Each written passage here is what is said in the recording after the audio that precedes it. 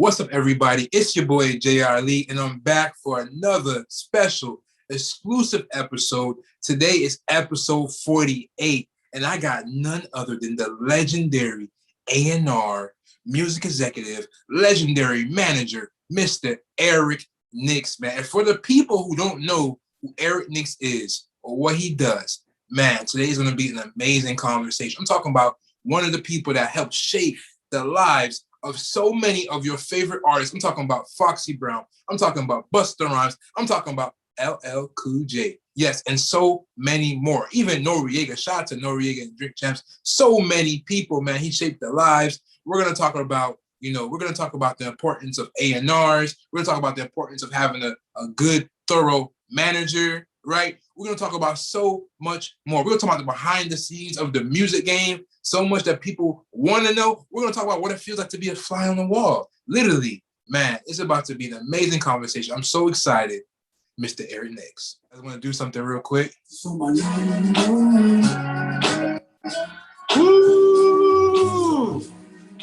Remember that song? Right. Oh, like it was yesterday, bro. Oh man, what was that moment when you hearing that Very song big for the record first time? for us, man. So when I went down to Virginia to work with Pharrell, and at the time the Neptunes and Pharrell, they had a very distinguished sound. Like if you remember, they were giving like everybody when Pharrell and Chad produced the record. Yes, sir. It sounded, you knew they produced it. It was clear.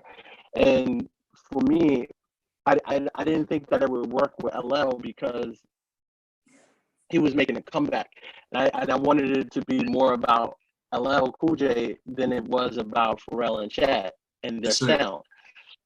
So I called Pharrell and I was like, yo, I need you to give me a record that don't sound like anything that you guys been doing. Like I don't want for anybody to know that you guys did this just by listening to it. I want for people to ask me who produced this record. Yes. And so when we got there, you know, he had this record on the board, and the chorus was already done and everything was done, and it was so crazy because listening to the chorus, I'm like, well, I think I'm gonna get Usher, or I think I'm gonna get, you know, somebody to take this ride with us on this record, and it just panned out that we just left Darnell on the record and just let it rock, because everybody who we tried Genuine, we tried different people, it just didn't have the same feel that the original chorus did. So we just left it, man, and the record literally went number one. It was crazy. It was LL Cool J's first number one single ever. Wow, man. But you know, we're gonna get into that, man. But first of all, I just want to say, you know, thank you so much for joining me here on the Fly on the Wall show. It's an honor to connect with you, man. And you know, legendary A&R, legendary manager, investor, entrepreneur, all of these things are you, man. But for the people who don't know who you are, can you tell the people who Eric Nix is? That's crazy. You know, I'm a family man first, right? Like, you know, I have a family. You know, I'm most importantly, like, you know, I'm super invested in my daughter, and that's what's first and foremost about me. Secondary, I'm an entrepreneur. I'm not just in music, although music is, you know, my passion and my number one profession and my career. But yeah, you know, I'm an A&R guy. I'm a manager. You know, I'm a publisher. Like, I have a joint venture music publishing company with Sony ATV. I like to sign songwriters and producers and up and coming artists. So, yeah, those are those are the things that I'm into, man. That's who I am as a person. First and foremost, though, I'm a man of God. Absolutely, so, you know, man. God is first and foremost in my life, and he guides, you know, he guides all my movements. So, that's who I am first. Absolutely. Thank you so much. You said a lot of different things about who Eric Nix is, man, but you got your start off in music, I want to say.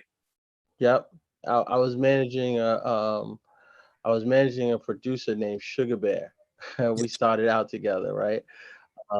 Me and one of my closest friends, Anton Marchand, was managing a producer by the name of Sugar Bear, and then Anton so happens to also be Foxy Brown's brother. Wow. And so when she came about, we jumped on board and became Team Foxy and started by just running around managing producers, managing our producer Sugar Bear. We were developing relationships with different record companies from Def Jam to MCA to Bad Boy to everywhere. We were developing relationships. We were still very green and we didn't know much, but we were embarking on the game. Um and and yeah, so when Foxy started, we jumped on Team Foxy. Anton thought that she needed stronger management than what we could provide because she was ready to go, and again we were very green.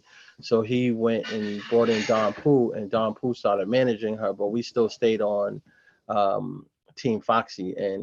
And halfway through her first album, everybody saw the role that I was playing and trying to be a part, just making sure that she was where she needed to be, and helping facilitate the records. And so yeah, I started an A&R job at Violator with Chris Lighty. Wow, wow, wow. That's such an amazing history. Now, Yeah. we're going to get into the A&R, but when it comes to music, was the business side always the part that you were more interested in? Yeah, I never wanted to be an artist. I never, I don't do well on camera. I never wanted to be on camera. Like that was never my goal, was to say, yo, I'm gonna be on the camera. I was somebody who wanted to be behind the scenes, wanted to be the executive behind the desk, moving the strings. I remember watching Diddy when he first did his deal with Arista for Bad Yes. Boy, and he just signed a $1.3 million deal. And at the time, I was working in sales at a hotel. I was straight out of college, Yeah. and I was like, yo, I want to do that. Like, That. Yeah. um, me and my boys, we used to go to the tunnel every Sunday night, hang out, and we just wanted to be in the game. We just want to be in the music industry. And so I just quit my job, Yeah. and I remember I saved up like $16,000 and I quit my job, and I was like, yeah, I'm gonna be good. Man, that $16,000 went very quick, like extremely quick. But and I was like in a sense broke trying to get on, and figured it out. But yeah, that was my start. Yep. Man, let's talk about that a little bit. You were working at a hotel in sales. You seen Diddy on TV. You was like, oh man, this black. I want to be like that. I want to do that. I want to be behind the scenes. I Yeah. want to do that. You quit your Yeah. job on faith. Well, you have money saved up, but you quit your job and it's like, yo, I'm gonna try this music thing out. Can we talk about the importance of having faith in your dream and what you want to do and where you want to go? Well, yeah, being a man of God, faith is everything, right? First and foremost for me. And yeah, so I knew that I could do a good job Yeah, as an executive in the music business, right? I'm a people person. I can move about. Like, I just needed to learn the game. I just needed to understand the science of the game, and I could do well in it. Um, and so, and the only way to get in is to commit 100%. You can't do it part-time. You can't be an executive trying to be in the music business, but you do this. You can't do it every other day, or, oh yeah, this sounds good because somebody else. Nah, you either in it or you not, because it's a very difficult mountain to climb, but you can climb it if you stay persistent. But if you in it, if you're thinking, yeah, I'm gonna half-ass it, you're not gonna do well, and you're not gonna get far, and you're not gonna become the executive you need to become. You need to really, really get in it. You got to build your relationships. You got to make the connections. You got to learn the science and understand the game. And once you do all of that, basically master your craft, you'll start to see that things start to come together. So for me, and somebody commented on a post the other day, it's crazy how I can transcend 3 decades of music, from old school to not so old school to the new school, right? I literally just shot a music video Monday Oh, with Soulja Boy in LA. It's crazy. So, and I work with Busta Rhymes every single day. So it's like, it don't matter what decade, music is music, and the same rules apply. You got to make the relationships, you got to build the relationships, you got to build your name, you got to have a good name in the game, and you can grow from there. And that's what I've always done for the 20 plus years I've been in the music business. wow, wow. Well, thank you so much for for sharing that for me. I know you speak about relationships, right? How important is relationships on your everyday basis? Oh, it's everything, right? I mean, having great relationships allow you to maneuver much easier, to be able to pick up the phone and call Soldier Boy's manager, my boy Theo, and be like, "Yo, I need to make this happen," and he makes it happen for me. That's a relationship. Not everybody can do that. Soldier Boy has done over 100 features. The only one video that he did was my video. That's out of a relationships. Yeah, Out of a relationship. So, it's that stuff that matters for me more than anything. Yeah, having a relationship is being able to pick up the phone and get on I'm launching a music streaming service in conjunction with WorldStar. Being able to pick up the phone and call the heads of WorldStar and and get them to partner with you on a streaming service. That's relationships. You know what I mean? are you able to talk about the name of that streaming service now? It's called the Boombap. The Boombap. Yeah. Oh, you want to talk a little bit about that while we're talking Yeah, about it? so I'm launching a music streaming service in conjunction with WorldStar. It's going to be an exclusive streaming service with WorldStar, and it's called the Boom Bap. We're going to launch it this summer. Actually, we're going to put up a splash page and allow all the users to upload their content for a small fee that will transcend the whole year, and you can upload all of your content to it through the Boom Bap directly. You don't have to go to any of the TuneCores or the DistroKids or any of that stuff. You can go directly to them, and all the subscribers and people are going to be able to listen to your music. And then eventually we're going to have all the record companies and music labels upload their content as well and do it. But I want to get the independents in first because I want to cater to them initially and get them started and developing playlists. And you're going to be able on the platform, you're also going to be able to listen to your favorite podcasts and view them as I well. gotta check that out. You guys gonna have podcasts on there too? Absolutely. And this one, your podcast will be up there for sure. um Absolutely. Thank you. You'll also be able to buy merch. You'll be able to click a button and buy merch. So if you want to go buy your favorite artist's merch, you'll be able to click it and buy it through there too. And all of that stuff you'll be able to function on the app. And it's very user friendly. It's gonna be really, really dope. I'm excited about it. Yeah. Wow. So so everybody, so Apple, Android, all those different people will be able to download that app. Boombap. Everybody, yeah, the Boom Oh, Bap. that's And gonna change the game. Absolutely. yeah, yeah, yep. Absolutely, It's man. gonna, we're launching in the next couple of months. Next couple of months. Okay, that sounds amazing. I can't wait. I'm definitely gonna look into that. Definitely want to Yeah, get the platform on that as well, man. And so yeah. you said you got your start with Chris Lighty, rest in peace, over at Violator. And what was the position that you started off at Violator? I was an A&R guy. Yeah. Chris saw what I was doing, Foxy. I was very instrumental in helping him sign Foxy.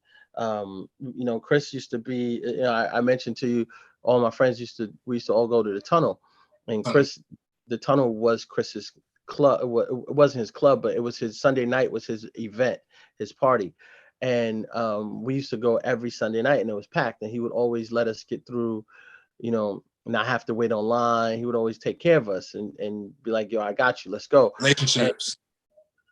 yeah, and he was just somebody who always just looked out for people who was trying to do their thing. Like that was who Chris was, man. I'm so thankful for having a mentor like him.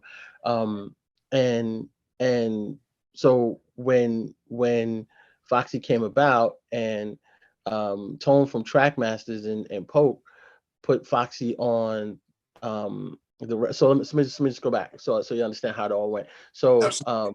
so Tone from Trackmasters, who was also a big homie and also looked out for me my entire career.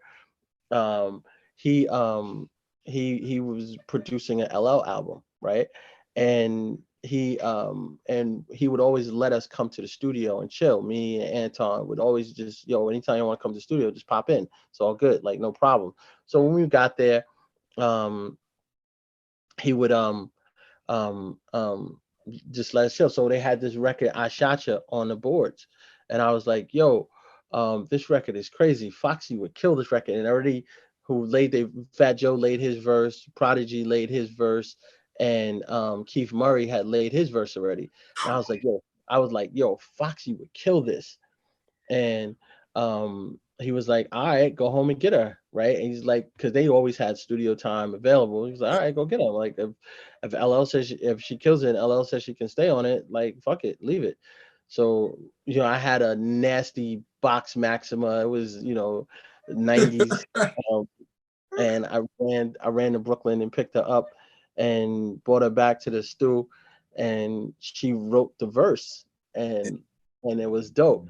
The interesting thing about that record, right, that not many people know about is that everybody on a song has a 16 bar verse, but Foxy, who was just ill at writing her bars, wasn't really good at counting her bars. Like she just needed to say what she needed to say. To this day, and if you go back and listen to the record, she's the only one on the song that has 18 bars. Everybody else has 16 bars. It's crazy. Yeah. Wow, Yeah. wow, wow. But That's it worked amazing, out. man. So when it comes to being an A&R, what are some of the type of responsibilities that goes into being a good A&R, I should say? Yeah, of course. That's a great question. So in today's game, it's so different now, man. Yeah, Like, the tools in which they have, and the the ability to assess talent now is so much easier than it was when I was doing it every day, right? So, for me, it was about being able to identify a star. Leor Cohen, again, I had some amazing um, mentors. Leor man. always used to say to me, yo, make sure that you sign stars. You can Mm, do the rest, right? But attach yourself to the stars. I don't give a fuck what else you do. get the star. Find the stars, and a good A&R can do the rest, right? You can find the music. If you gotta find the writers, you find the writers. You just make sure that the artist is a star, because if the artist isn't a star, it doesn't fucking matter after that, right? I don't give a fuck how talented he is. If he's not a star, it's not gonna work. Right, right, right. So I appreciated that, and so every time I assessed a talent or an artist, I just had to envision whether this person was a star, right? Was it, that was my first thing when I was entering. Whenever anybody ever walked into my office to play me their music or whatever, first thing I look, is this person a star? What in If your words, like in your own words, like what's a star? Like what it, star, it, it doesn't, you just know it when you see it, right? Like, it's not about beauty, it's not about facial features, it's not about it's like an anything. energy behind them? Energy is I hate the word, you use the word swag, but it's swag, it's everything. It's the way, you can have, like, and it's like, I like to ask girls this question. Three guys could walk in a room, right? Yeah, And not necessarily the most handsome of the three guys is going to stand out to you. It's going to be something about one of those guys that are going to be more than the other two, right? right. That's the star of the bunch, right? Like, he just has presence. It's just a vibe. It's a Yeah, you know, Biggie Smalls wasn't the most handsome guy in the world, but he was a big star, right? yeah. He just knew how to carry himself. He just knew, when he Confidence. opened, yeah, when he opened his mouth, it was just, yeah, him, right? And that's what made him, Biggie. Pac, same thing. It's just so many different. Tupac was probably one of the biggest rap stars ever in the genre, and he wasn't like Denzel Washington handsome. He just had that aura. It's because he wasn't 6 feet tall. He wasn't any of that shit. He was just just something about him. Just when he walked in a room, everybody just stopped and knew he was in the room. That's a star. So yeah, that's what Lior told me to look for.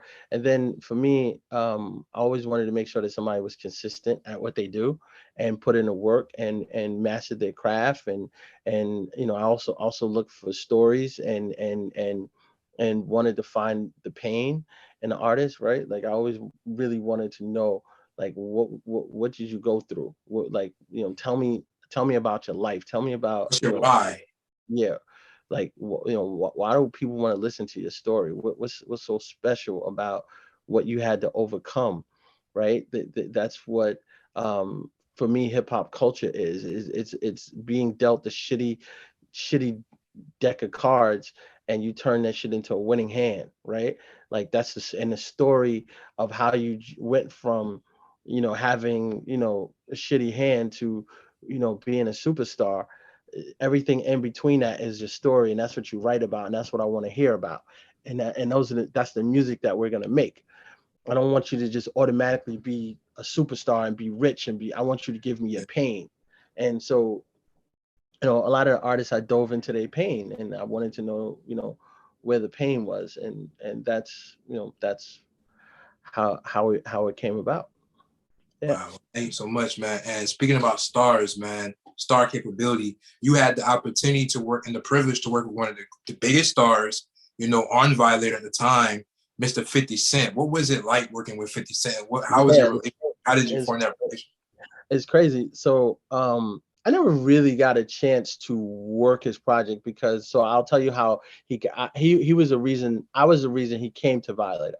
Um, Ooh, I was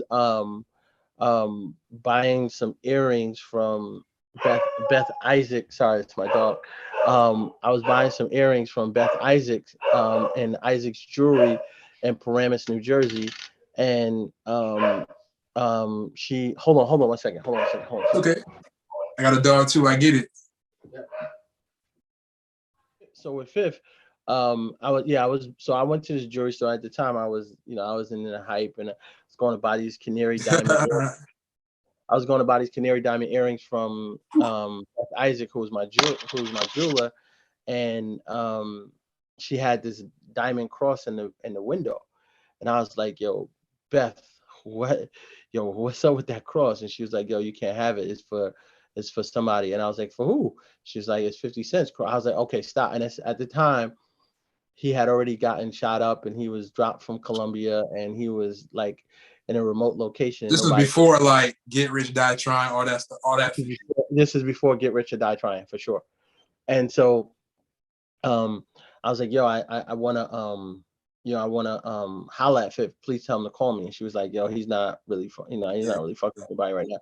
And I was like, "Nah, just tell him, me and Fifth is mad cool. Tell him Eric Nix is trying to get in touch with him." Little 3 weeks later, Sha Money calls my office like, "Yo, Eric, what's up? They told me you're looking for Fifth." I was like, "Yeah. I'm trying to sign him. Like, what's good? What y'all doing?" And he was like, "Yeah, Fifth ain't really fucking with nobody right now." I was like, "All right, well, listen, if you guys interested, I'm trying to sign him." I went to Chris Lighty 3 different times. I was like, Yeah. "Yo, trying to sign Fifth, yo, what's the deal?" And Chris was like, "Nah, I'm not really interested." And man, I don't want to have, he's got beef with the biggest hip hop label in the game at the moment, and that was Murder Inc. He's like, "Why do I want to go up against Murder Inc.?" And I was like, "Yo, it's not about going up against Murder Inc. It's about signing somebody who has the ability to now that he got shot up, like, his story is crazy. Like, what we gotta do is go and make a hit record, and that's just gonna sell. Everybody's talking about it." So Fifth put out a mixtape, started to heat up in the streets. Chris heard about it. Third time I went to him, I was like, yo, Chris, I'm telling you, man, we missing a boat on this one. We gotta sign 50 Cent. And Chris was like, "All right, fuck it, let's do it." And so we signed 50 Cent. But shortly after that, it was time for me to go, because I was just growing. I had felt as though I reached my ceiling there, and I wanted to step out on my own and start my own company. I was in the middle of doing my very first LL Cool J album, and Wow. nobody was, at the time, LL wasn't really super super hot. Not a lot of people was paying attention to him. So L left with me, and we ended up making that's when you heard Love You Better and all that other stuff. That's when we ended up making that album. Yeah. Wow. So sometimes the bird got to leave the nest and spread his wings and fly. Yeah, and then shortly after I made that album with LL, Kev Lyles offered me a position at Def Jam for, senior vice president position at Def Jam, and I went into Def Jam and I made another album on LL Cool J, and that's when it had Headsprung on it, and Oh, then we did All I Need with Jennifer Lopez, and all those records were #1 singles, right? And that was like, so I did LL's first, second, and third. I executive produced all of LL's #1 singles in his entire career. wow. That's a resume, man. And Yeah. so let's talk about environment real quick, man. Do you feel like when you left you did amazing things, of course, at Violator, man, but when you left the nest, went out and did your own thing, that's when a lot of more doors started opening. So let's talk about the importance environment for you. hmm So yeah, I mean, again, it was relationships, right? So having a DJ Clue mixtape, or having a K Slade mixtape, or all of those mixtapes, Who Kids, and those guys always shouting you out, and everybody's listening to them, on the Who's this? radio, listening to them everywhere. It was easy for my name to travel, right? Like, shout out to E Nicks, like Clue's shouting you out on his mixtape, Yeah. on a hit record. Like, it's Everybody's like, natural. who is that? Who is that? But everybody, oh, that's the kid that works at Violator. Oh, that's the kid that works Mhm. at Def Jam. It was just, and then you start to build the relationships, you start to build your name, you start to grow, and that's how you get your name out there. You know, Really? Would you say that relationships is worth more than money to you? the right relationships, The sure. right relationship, that's Yeah, yeah. And it depends on how much money you're talking about, because if you yeah. retirement money, then it's different. But yeah, no, the right relationships is worth more than, a check, for sure. Absolutely. Because you can cultivate a relationship, right? If you had to tell me what's the most valuable commodity in the world, I would say #1 is information, #2 is relationships, and #3 would be money. Yeah. Can you repeat But that one more information, information? having the information, having the knowledge is the most valuable commodity in the world. And then second would be relationships, being able to walk into a building and having the relationships. It was so funny. Um, Further down the line in my career, I used to take my songwriters to London and work in London, and building relationships throughout the globe. I used to work. I can walk into to this day. I can walk in the record companies in the UK like I walk into the record companies in New York and Los Angeles, and still have all the same relationships with the presidents and the A&Rs, and that's valuable. So yeah, relationships is great, and then of course, money just makes things easier. Yep. But Absolutely. but money is not something that you should put in front. And I made those mistakes. You're putting money ahead of the right decision. I took a job at Universal Motown because they paid me more money than Warner's, who was offering me to send. When I was leaving Sony, I had a choice to go to Warner Brothers or go to Universal Motown, and the right move in hindsight 2020 probably would have been to go with Warner's, but they were offering me $50,000 less than what Mm, um, Universal Motown was offering me. So I went to Universal Motown, and I learned a lesson never to chase the check, chase the right situations, and the money will come. the right situations and the money was come. That's a bar. That's a bar, man. And so I know you talked about taking your writers to London. I know you have your publishing company. When it comes to like writers and artists, like what do you think? What do you look for when it comes to a writer and the difference Oh, between a writer and yeah, so writers is consistency, right? Writers is relevancy. Like, let me hear what you're writing about. Let me hear how how your melodies are. Like, put a melody to this song. Let me hear that, right? And when I can hear a great melody, it's in lyrically, you are relative. Oh yeah, absolutely. That's the one, and it's consistent. I can turn that person into the biggest writer in the world, and I a have. And I have literally, I have, yeah.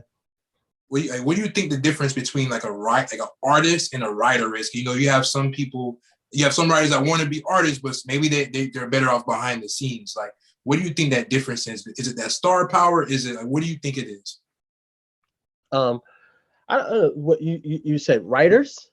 Yeah, because you have some artists that are writers, of course, and you have some, but then you have some writers that want to be the artist, but they're just the writer. They're just a songwriter. They may write a really good song. They may write a It's hook, but just they're star not. power.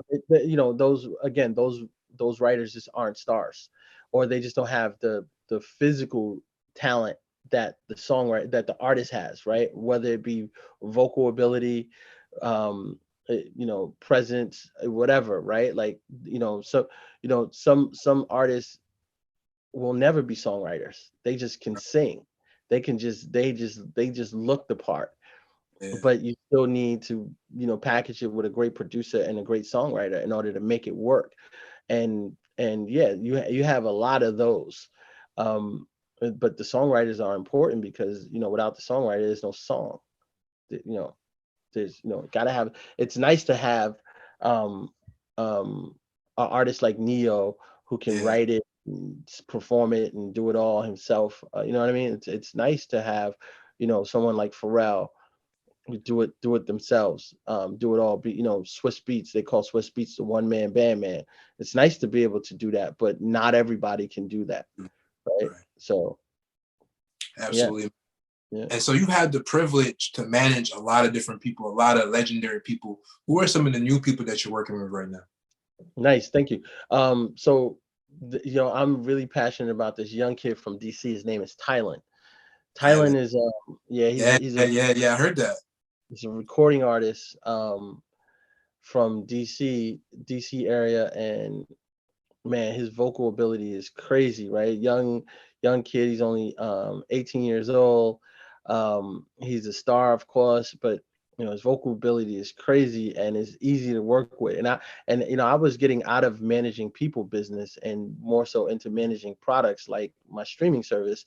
But you know, I had to stay attached to this kid because, you know, it was just so much fun working on this project. And we're actually literally dropping his first single, featuring Soldier Boy, in the next couple of days. So yeah, Amazing. excited That's about amazing. it. Shout out to Tyler, man. I can't. I seen your Instagram live the other day with the behind the scenes with Soldier Boy. Yeah, we were in LA. We shot it the day after the BET Awards in LA. It was dope. It was a dope time.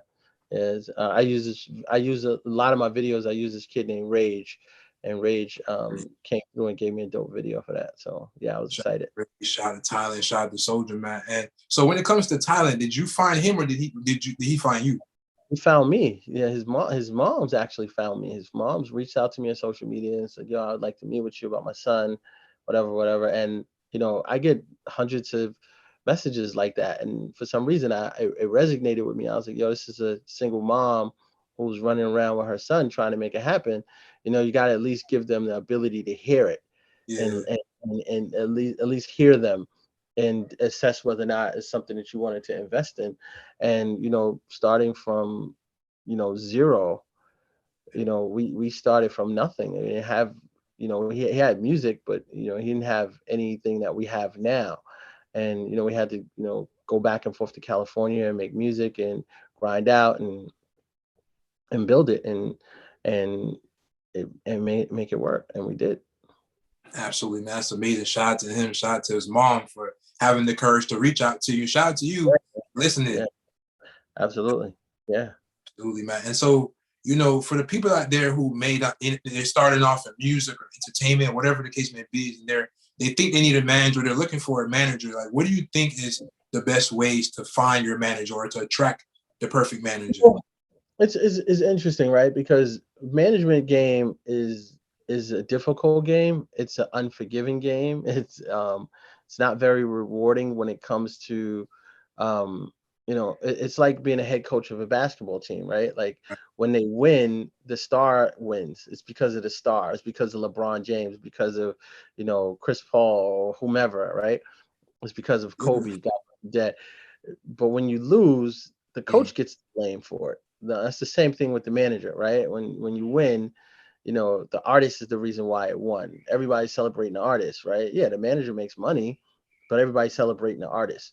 When you lose, everybody blames the manager for it. Oh, the manager did. I had terrible manager. The manager was the manager gets the blame for it, and so it's a very unforgiving thing. But what I tell a lot of artists is find somebody who's passionate about you, right? More than anything.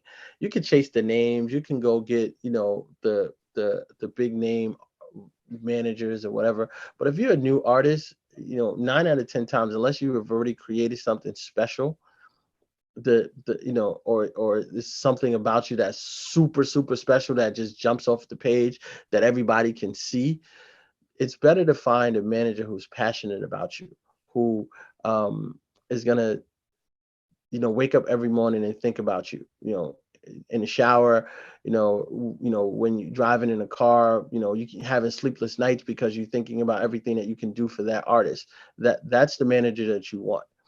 And when you find and identify that person, the encourage that person to level his or her game up to the standard of a manager. Because as the artist grows, the manager has to grow as well, right? And you guys got, because the bigger opportunities come, the more your negotiating abilities and your know-how, and if to be able to advise your client, is going to have to come into play. And if you don't have that, it's going to be difficult. Yeah. It's going to be very difficult. So that's what you want to do.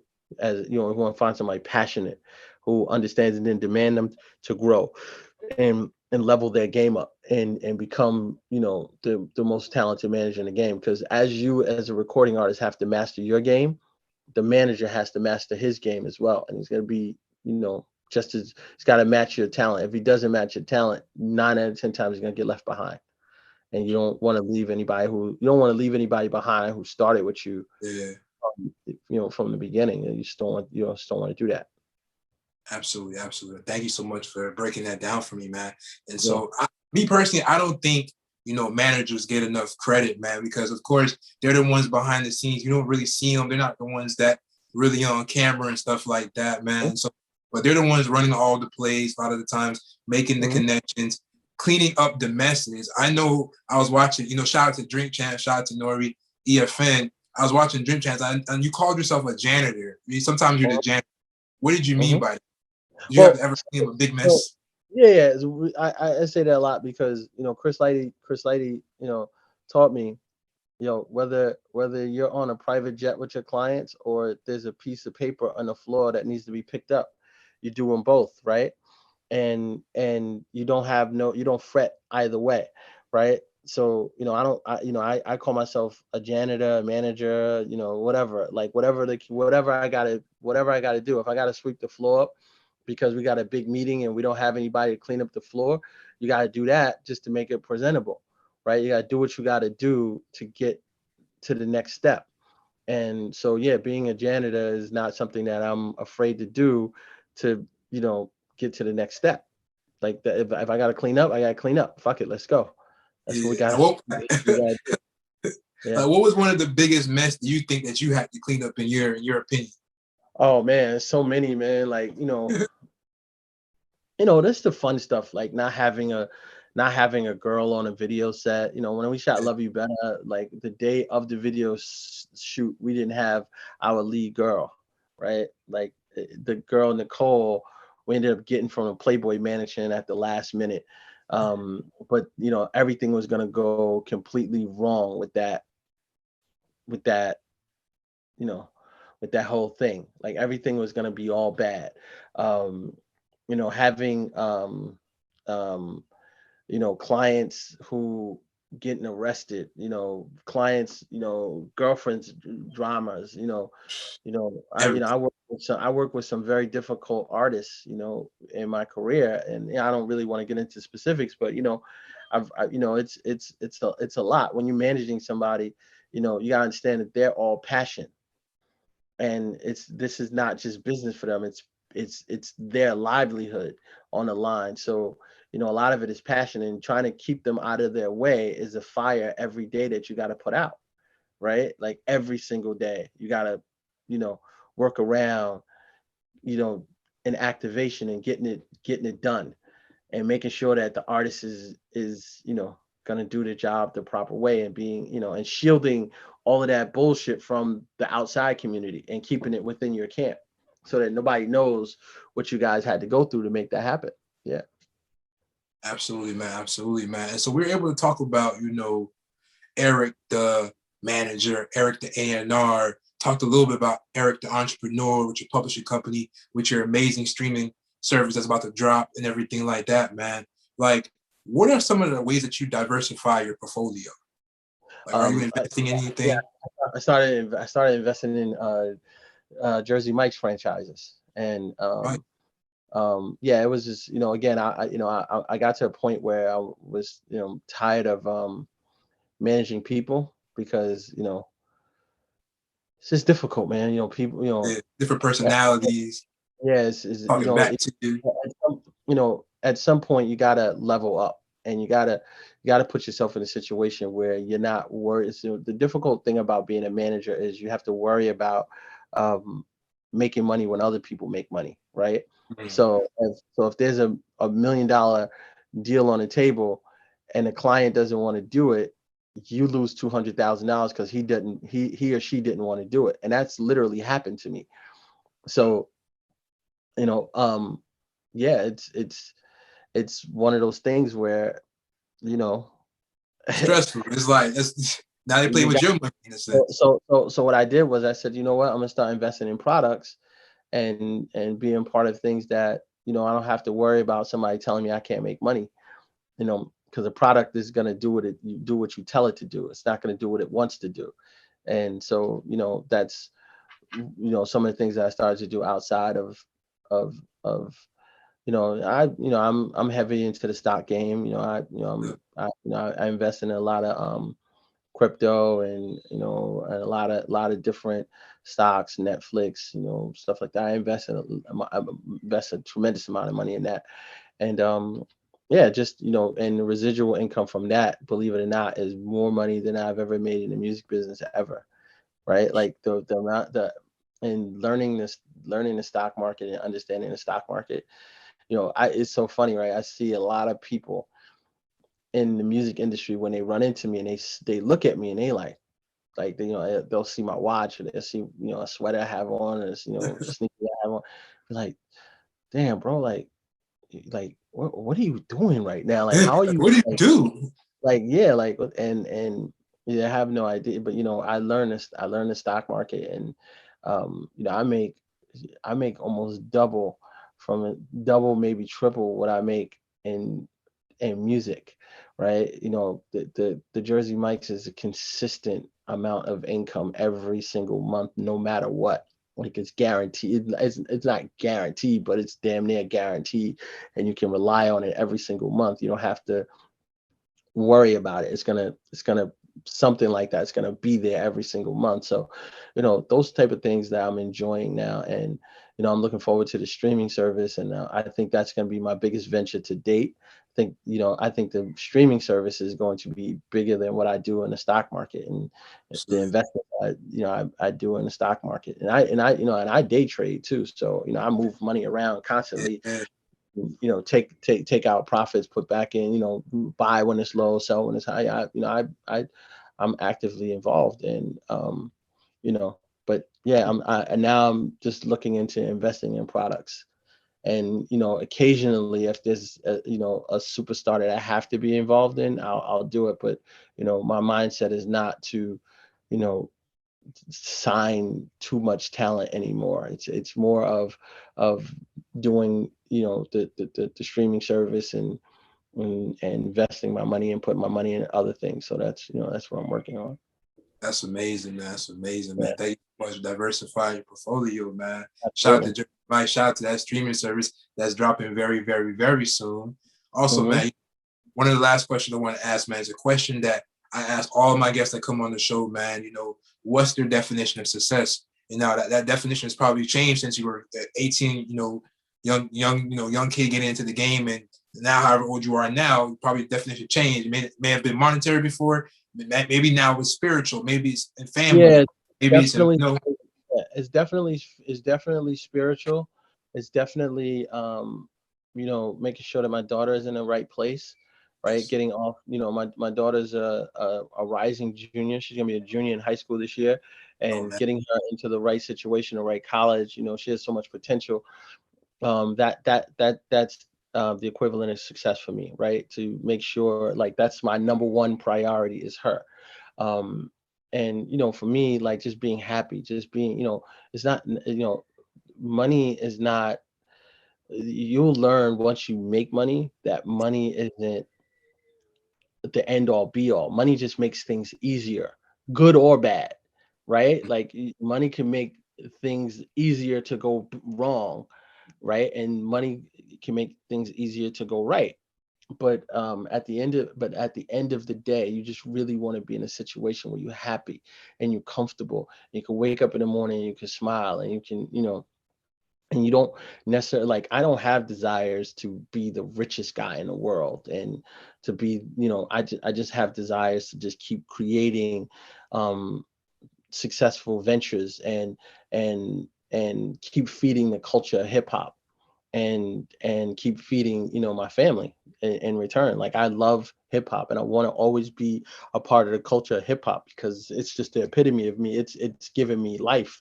So I always want to do that and just keep growing, man.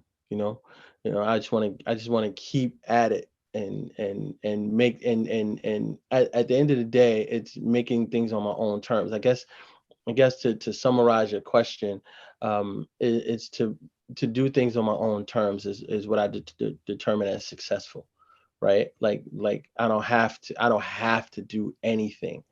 Yeah. I'm doing what I want to do, right? And yeah, and I spent the first half of my life making it happen. Now I'm spending the second half of my life making a difference. Impact. I love that. You know. Absolutely, Yeah. man. That's a beautiful answer, man. And I agree, man. Life is more about money. It's about, impact. It's about family. It's about being happy, right? And so, man, Eric, I just want to say thank you so much, for your time, Pleasure, man. energy, the stories, man. It's been a pleasure having you as a guest, episode 48 of the Fly on the Wall show. For people that want to stay connected with you and learn more about your streaming service that's dropping very soon, where can they learn more? So it's gonna the Boombap streams is gonna be the boombapstreams.com is gonna be up in the next coming days. We're gonna put up a splash page allowing the independent users who have music that they want to upload to the streaming service for a very inexpensive fee that will last for an entire year. To sign in early. It'll be on the Boombap streams. You can follow my social media at Eric Nix on Instagram. I'm always active on Facebook too. It's Eric Nix. You can search me there. I accept everybody. All my socials is open. My Twitter is at Eric Nix as well. All my socials is at Eric Nix, and yeah, you can find me there. And I'll be doing some announcements soon. There's gonna be some publicity behind it soon, coming soon. And yeah, we're excited, man. Thank you so much, Mr. Nix, man. And for a man that's not really in front of the camera, I'm grateful that you decided to get in the camera for me, man. Thank you so much. It's a pleasure, man. It's a pleasure. Absolutely. Thank you so much. Have a good day, man. Thank you so much. All right, man. Later.